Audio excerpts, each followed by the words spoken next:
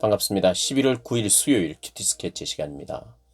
오늘 본문은 창세기 45장 1절부터 15절까지의 말씀입니다. 오늘 본문은 이렇게 시작합니다. 요셉이 시종하는 자들 앞에서 그 정을 억제하지 못하여 소리질러 모든 사람을 자기에게서 물러가라 하고 그 형제들에게 자기를 알리니 그때에 그와 함께한 다른 사람이 없었더라. 오늘 본문은 이제 요셉이 자신의 정체를 형제들에게 드러냅니다. 어제 본문이었던 44장 뒷부분에 유다의 진심 어린 형제 사랑, 베냐민 사랑, 또 아버지 사랑하는 모습을 보면서 이제는 그 정을 억제하지 못하고 다른 사람들을 다 내보내고 형제들만 남기고 크게 웁니다. 그리고 자기가 요셉이라고 이야기를 하죠. 3절에 요셉이 형들에게 이르되 나는 요셉이라. 내 아버지께서 아직 살아 계시니까 형들이 그 앞에서 놀라서 대답하지 못하더라. 형들은 아무 말도 못합니다. 이제 12명 그들의 형제들만 한자리에 모였습니다. 그리고 그가 요셉이라고 말할 때 형들은 자신들의 목숨줄을 쥐고 있는 이 사람이 요셉이란 것을 알고 놀라기도 하고 또 그러나 그가 눈물을 흘리면서 형들에 대해 예의를 갖추니까 미안하기도 하고 아무 할 말이 없는 거예요. 그러면서 요셉이 계속해서 적극적으로 나섭니다. 4절 요셉이 형들에게 이르되 내게로 가까이 오소서. 그들이 가까이 가니 이르되 나는 당신들의 아우 요셉이니 당신들이 애굽의 판자라. 여전히 아무 말도 못하고 있겠죠. 그러면서 이렇게 이야기합니다. 5절에 당신들이 나를 이곳에 팔았다고 해서 근심하지 마소서, 한탄하지 마소서. 하나님이 생명을 구원하시려고 나를 당신들보다 먼저 보내셨나이다. 오늘 요셉은요, 형들 난 다 잊었어. 형들 다 이해했어. 형들 내가 다 용서했어. 이렇게 먼저 말하지 않습니다. 걱정하지 마십시오. 근심하지 마십시오. 나를 팔았다고 해서 두려워하지 마십시오. 당신이 나를 이곳에 보낸 것이 아닙니다. 형들이 나를 이곳에 보내신 게 아니라 하나님이 보내셨어요. 하나님이 나를 형들보다 먼저 이곳에 보내셨어요. 왜냐하면 하나님이 우리의 생명을 구원하시려고 나를 이곳에 보낸 것이에요. 그러니 7절에 보니까 하나님이 큰 구원으로 당신들의 생명을 보존하고 당신들의 후손을 세상에 두시려고 나를 당신들보다 먼저 보내셨나니. 먼저 보내신 분이 하나님이라는 거예요. 그래서 8절에 이렇게 이야기를 합니다. 그런즉 나를 이리로 보낸 이는 당신들이 아니요 하나님이시라. 하나님이 나를 바로에게 아버지로 삼으시고 그 온 집의 주로 삼으시며 애굽 온 땅의 통치자로 삼으셨나이다. 바로의 아버지가 됐대요. 바로의 최측근, 바로 다음 레벨 총리가 아니라 오히려 바로의 아버지로 삼았다. 그러니까 바로의 지시를 받는 사람이 아니라 바로까지도 다스리는 하나님이 다스리니까요. 하나님이 온 세상을 다스리고 바로도 다스리는 분 아니겠어요? 그러니까 하나님이 나를 바로 위에 세우셨다. 이렇게 이야기를 하는 것입니다. 그 모든 것이 하나님의 주권, 하나님의 손에 달려 있었고 하나님은 우리 가족을 사랑하셔서 아브라함과 이삭과 야곱의 하나님, 그 하나님께서 우리 할아버지의 아버지의 하나님께서 하셨던 그 약속을 이루기 위하여 나를 이곳에 먼저 보냈습니다. 내가 꿨던 그 꿈도 바로 우리를 살리려고 하는 그 꿈이었습니다. 말은 안 했지만 야곱은 그것을 깊이 깨달았죠. 오늘 그 본문을 그 깨달음을 이야기하는 거잖아요. 나를 보내신 분은 하나님이시다. 나를 먼저 보내셨다. 그래서 결국 그 꿈이 이루어지도록 하나님은 일하셨다. 너무 아픈 시간들이지만 형들에게 배반당해서 너무 아프고 힘든 시간을 보냈지만 그럼에도 불구하고 하나님께서 먼저 보내셨다는 것을 인정하는 것이. 그러니까 하나님의 이 모든 일이 그 사람이 나빴고 그 사람의 실수였고 그 사람의 죄였었다 할지라도 하나님은 하나님이 그 정도 모르시는 분이 아니라는 거예요. 하나님 그럼에도 불구하고 하나님의 일을 하시고 하나님이 약속을 지키시는 하나님이심을 요셉은 깨달은 거예요. 아무도 하나님이 주신 꿈을 막을 수가 없구나. 애굽의 바로도 막을 수가 없고 그 어떤 높은 사람도 지금 그걸 다 경험하면서 이제까지 지내왔거든요. 세계적인 가장 큰 강대국 안에서 감옥에도 있었고 궁중에도 있었고 그리고 왔다 갔다 하면서 제 아무리 높은 사람들을 만나도 하나님보다 높은 분이 없으니 높은 사람이 없으니 하나님이 진짜 참 왕이시구나. 하나님은 나를 통해서 우리 가족을 살리고 우리의 후손들을 살리기 위해서 하나님 이 일을 하시는 모든 신 중에 신 위에 뛰어나신 홀로 한 분이신 하나님이시구나 깊이 깨달은 거예요.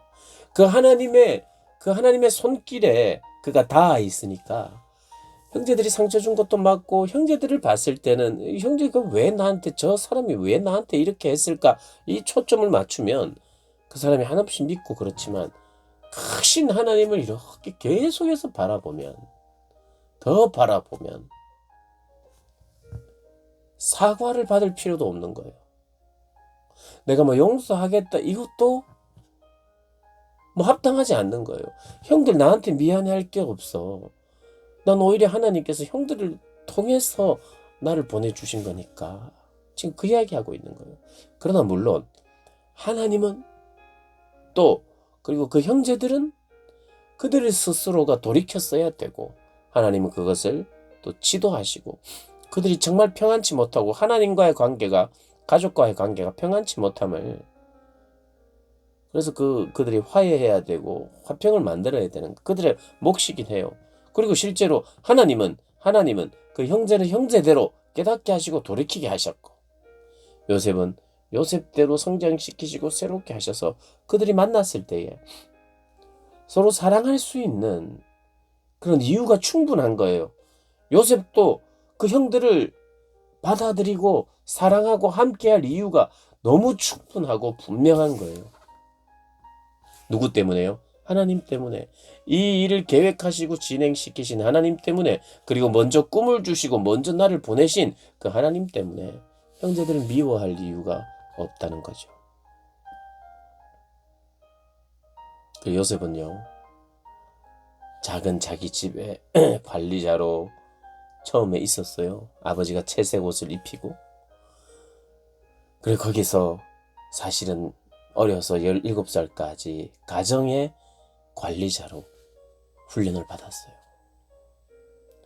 그래서 하나님 지혜도 구하고 또 꿈도 하나님의 꿈도 받으면서 일도 잘했고 그러나 물론 형들의 그 잘못을 아버지에게 전하는 그 과정이 그 단어적으로 문장으로 어떤 의도가 조금은 있는 일러 바치는 것 같은 그런 뉘앙스를 주는 그런 문장이라고 해석을 하기도 하지만 그럼에도 불구하고 제가 보기에는 여전히 요셉에게 지혜가 있었기 때문에 관리자로서의 그런 삶을 살았던 거. 함께 양도 쳤고 또 양을 치고 있는 형들을 관리하러 아버지의 심부름을 받기도 하는 그런 관리자로 훈련이 되어 가는 거예요. 집안의 형편 그리고 그는 영적인 관리도 했던 것이거든요. 형들의 신앙, 형들의 도덕적이지 못한 모습들 안타까워하고 아버지에게 말하고 이 문제를 해결하고 싶어하는 그들의 신앙을 해결하고 싶어하는 그런 영적인 관리자이기도 했어요. 근데 가는 곳마다 관리자 하는 거예요. 노예로 끌려갔는데도 거기서도 지혜로우니까 출중하니까 하나님의 함께 하심이 있으니까 거기서도 보디발의 집에서도 노예로 있으면서 종으로 있으면서 그들의 관리자로 세워지는 거예요. 총무로 맡겨버려요. 그런데 보디발의 아내의 모함으로 인해서 감옥에 가잖아요. 근데 과목에서도 뭘 하냐면 관리해요, 관리. 관리자예요, 관리자. 요셉을 통해서 우리에게 말하고 싶어 하는 것은 하나님은 잘 관리하는 관리자로 세우겠다는 거예요. 그러니까 관리자의 꿈이에요. 하나님이 주신 꿈은 너를 관리자로 세우겠다. 어떤 관리자로요? 온 세계와 열방의 관리자로. 애굽의 관리자로. 리더로. 지도자로 세우는 거예요. 누구 때문에? 하나님 때문에. 하나님의 지혜. 하나님의 지혜가 그에게 거룩하고 정결한 그에게 흘러들어가.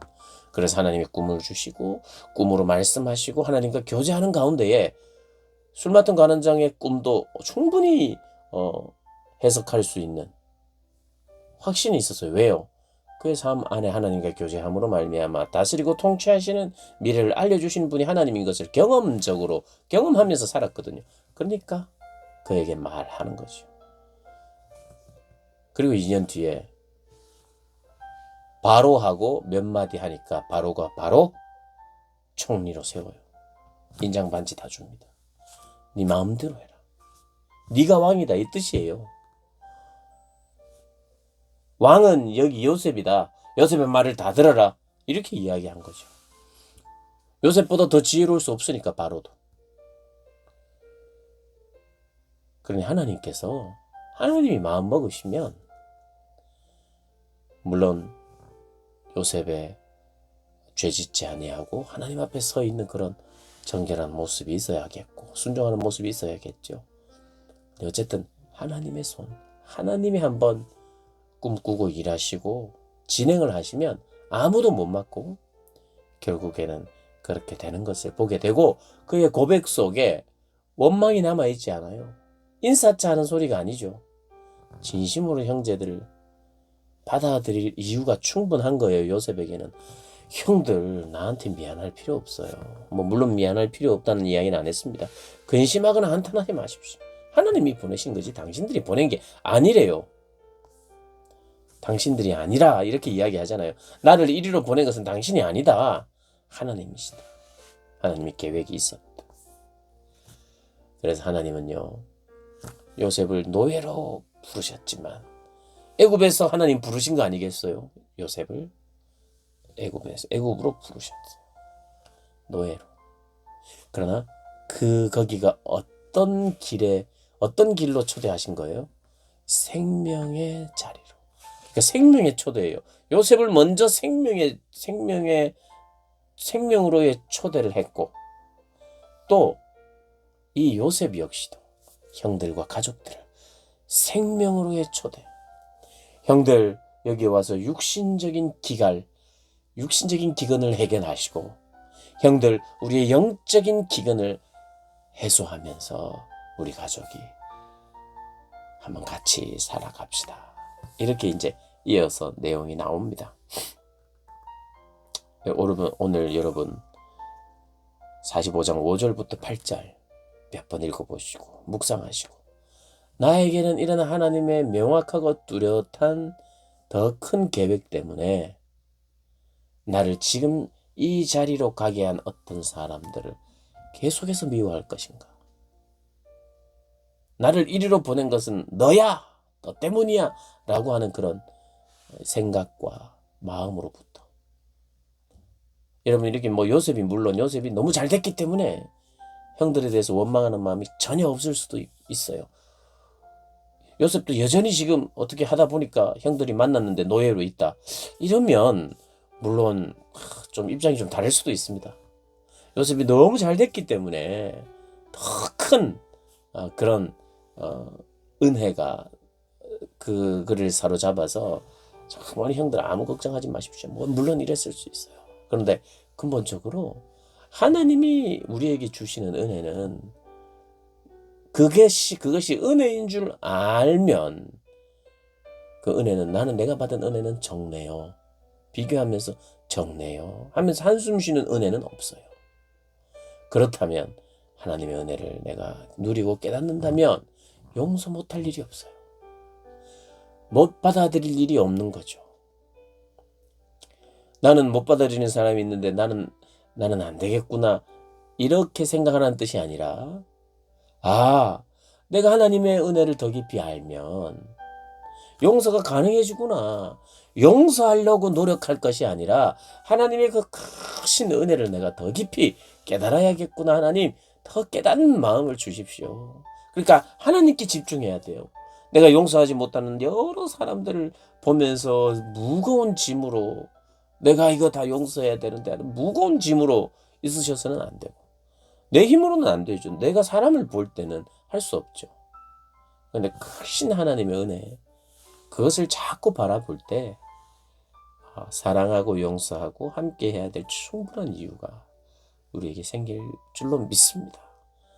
그런 사랑으로 모든 것을 덮어내는 요셉과 같은 하나님 은혜를 깊이 경험하고 그분의 주권을 인정함으로 모든 것을 또 넉넉히 받아내는 저와 여러분 되시기를 주님의 이름으로 축복합니다.